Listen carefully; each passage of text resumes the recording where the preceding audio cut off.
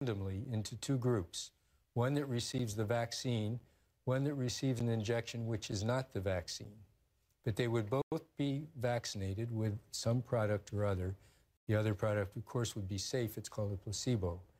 And they would all be told that this vaccine is experimental and that no matter who has it, everybody must protect themselves just as they would if they didn't have a vaccine, because it's not known whether it's effective. And that is key.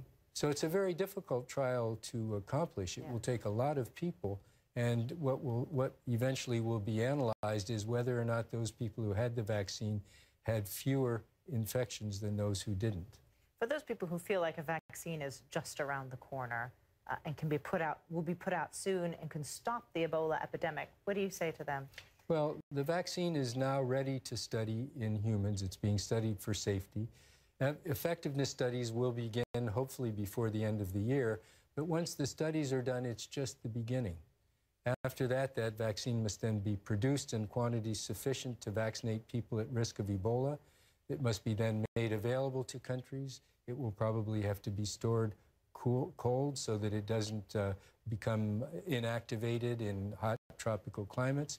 And then it will have to be given to people. And now people are not trusting health workers in many instances. So there will have to be trust in that vaccine as well. So it's not just enough to get an effective vaccine.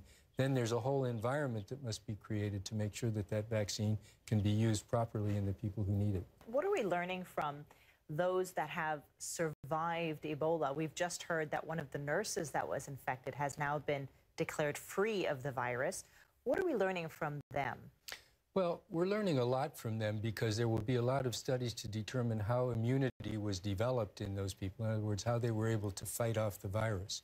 But there are some studies that could be done now in developing countries, and that is to study whether or not the blood or the antibodies made by the survivors who have survived the disease could be used to treat people who have infection. So the blood of an Ebola survivor may well be the key to figuring out a vaccine or a treatment, ultimately. Well, it may be the key to a treatment. And what WHO, the World Health Organization, has high on the agenda is studies to see whether plasma, which is the clear part of blood, which contains antibody, is effective in treating patients who have Ebola. In other words, will that neutralize the virus in people who are infected?